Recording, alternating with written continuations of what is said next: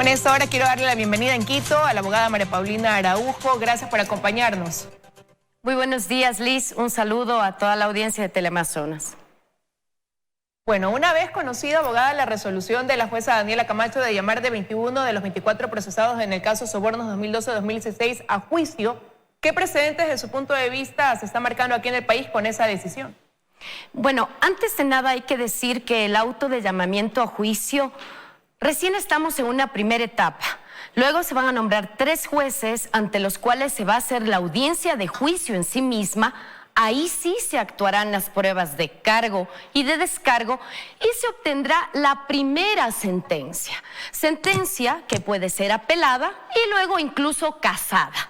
Es decir, sí es importante tener presente que estamos recién caminando en la primera fase del proceso y todavía no se han establecido responsabilidades penales en contra de las personas llamadas a juicio, sino que lo que jurídicamente procede es que de estas personas llamadas a juicio se someterán al juzgamiento para que se actúen pruebas en su contra y ellos puedan del mismo modo defenderse. Solo ahí nacerá la primera sentencia.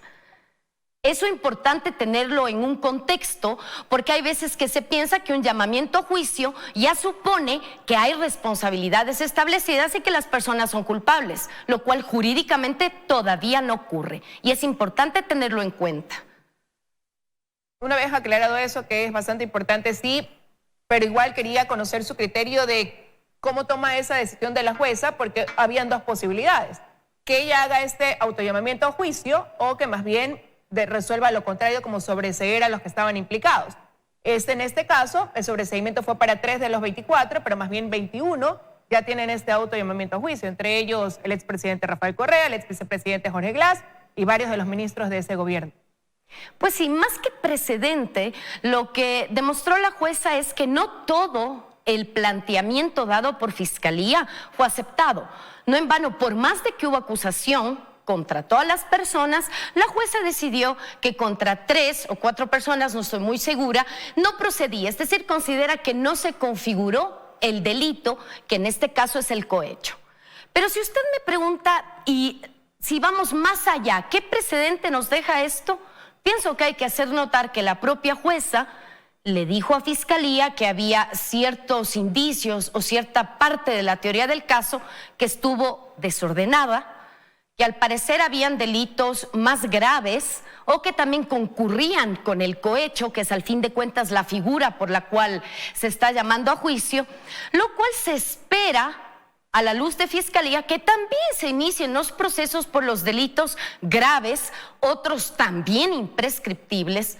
Y precedente más bien considero yo que en relación, solo por citarle un ejemplo, de Odebrecht, es un precedente muy malo para el Ecuador.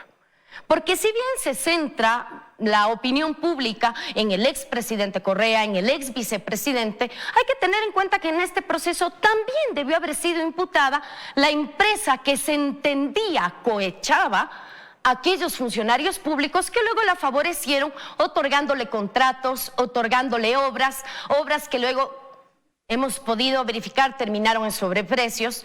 Entonces, ¿qué es lo que se espera? Que ahora sí la justicia, aunque siempre vamos con esa esperanza, no solo se vaya con figuras icónicas como para cerrarles el camino político, sino que la justicia lo que se anhela es que tenga buenas teorías del caso con todo el conjunto de delitos que se dieron. Y no solo contra ciertas personas, sino ante todo con los verdaderos responsables que por acción u omisión afectaron la administración pública. Porque de eso estamos hablando, que con estas conductas se afectó al Ecuador entero. Ecuador que perdió dinero y que ahora se ve abocado a pedir créditos, préstamos para lograr solventar los servicios públicos.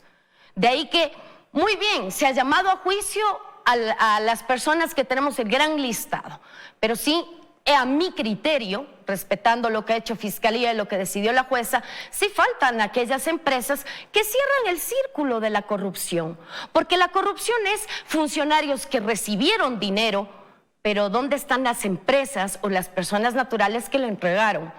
Entonces, eso es la situación que queda ese mal sabor de boca que dentro de este proceso, al menos de este, no están todas las personas que deberían estar, y también del sobreseimiento, que hay una persona representante también de una empresa que fue cuestionada, que fue sobreseída.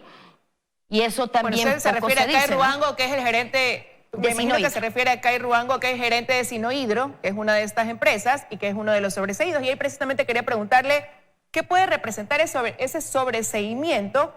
Y se lo pregunto sobre todo por la relación que tuvo el gobierno anterior o que forjó el gobierno anterior con China. Esa situación en lo personal me llama la atención porque como hubo acusación fiscal en contra de esta persona, el sobreseimiento de la jueza es susceptible de apelación.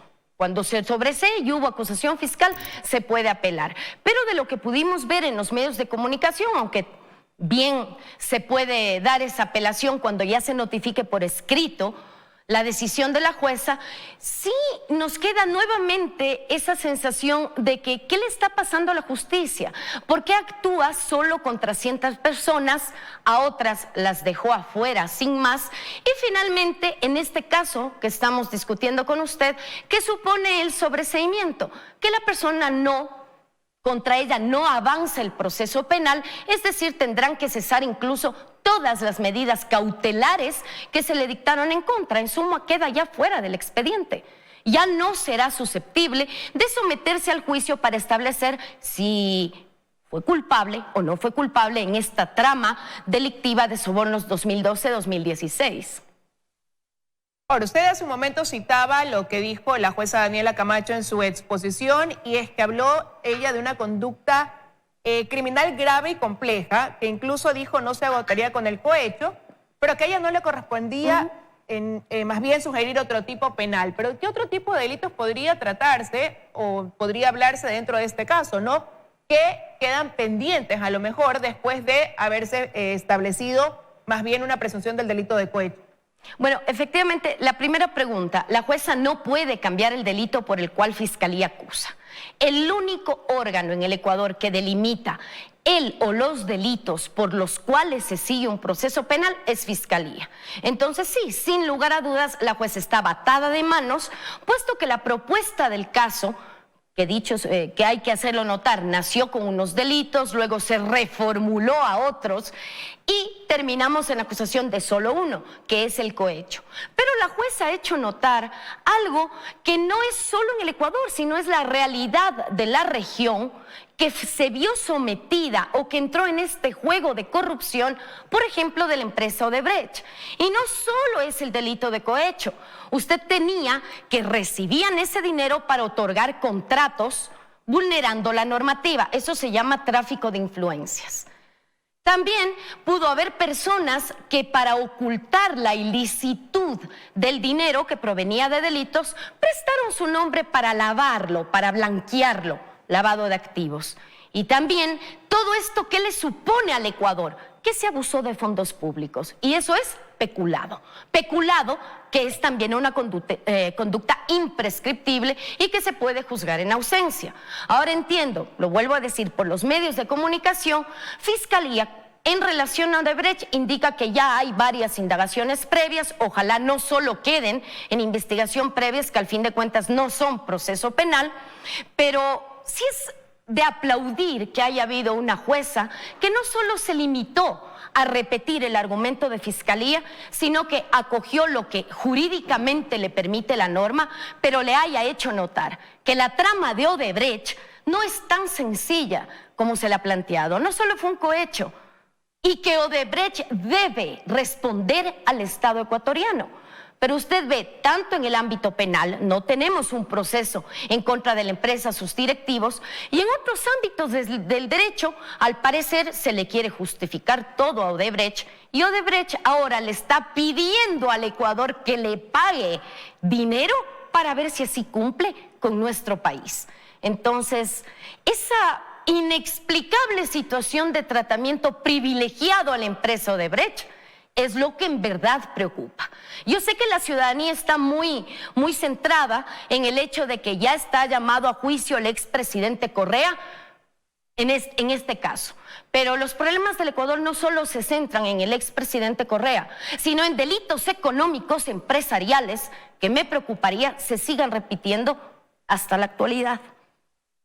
Ese es el precedente que puede quedar. Delitos que durante este proceso fueron calificados por quienes lo llevaron a cabo como una estructura criminal bien organizada. Entonces, ahora, la Fiscalía se centró en el delito de cohecho, que es un delito que no prescribe, que puede ser juzgado en ausencia. Partiendo de ahí, ¿qué pasaría entonces, por ejemplo, con aquellos que han sido llamados a juicio, que están dentro de este autollamamiento a juicio, como son el expresidente Correa, que está en Bélgica, el exsecretario Walter Solís, que está prófugo? ¿Qué pasaría en ese caso, en esos casos, por ejemplo? En ese caso no pasa absolutamente nada porque es un delito no solo que no prescribe, es decir, el paso del tiempo no influye para que en cualquier momento se tome la decisión, sino que adicionalmente, por nuestra norma máxima que es la Constitución, es un delito que se puede juzgar en ausencia. No hace falta que comparezcan, no hace falta que estén en el país, porque igual la justicia tiene que seguir actuando. ¿Y qué es lo que va a ocurrir en la siguiente etapa, que es la del juicio? Pero también tener presente que de esa primera sentencia que obtengamos, no hay sentencia todavía, los condenados podrán aplicar su derecho a recurrir, pondrán una apelación que evitará que la decisión se ejecutoríe y del mismo modo pueden tener otro recurso que es la casación. En suma, todavía falta un camino procesal largo que recorrer para llegar a determinar efectivamente quiénes son los culpables e incluso la pena que tendrán que cumplir. Ahora, pero mientras transcurre ese camino largo que falta por recorrer, como usted lo dice, mediante este autollamamiento a juicio quedaría fuera cualquier posibilidad o aspiración política que hubiera podido tener cualquiera de los implicados dentro de un proceso electoral que vivirá el país en el 2021. La verdad es que yo no sé si el expresidente Correa, que es a veces lo que más le preocupa a la opinión pública, haya tenido la aspiración política, la mantenga de comparecer él. Yo creo que él más bien está buscando una interpuesta persona que continúe con lo que ellos llaman recuperar la patria y todos los eslogan que mantienen en su guión. Pero yo sí quisiera recordarle al Ecuador, y que también es una posibilidad, ¿qué pasaría si con las personas que eligen o la misma asamblea deciden aplicar una amnistía a todos estos procesos? Que es perdón y olvido. Y eso los ecuatorianos no tienen que olvidarse, porque también nuestra historia nos ha dicho, por más procesos penales que se han seguido y sentencias obtenidas, luego llega una Asamblea Nacional que decide dejar todo en nada y los perdona. ¿Qué podría pasar en este caso? Podría, es también una posibilidad. De ahí que más allá el candidato del señor Correa o el señor Correa en sí mismo, los ecuatorianos tenemos que meditar el voto a futuro de quiénes van a estar en la Asamblea Nacional. Porque una Asamblea Nacional que se preste para todo lo hecho, que quede en impunidad, eso también sería muy grave. De ahí que cantar victoria por un auto de llamamiento a juicio o una orden de prisión preventiva dentro de la realidad ecuatoriana me parece a mí prematuro.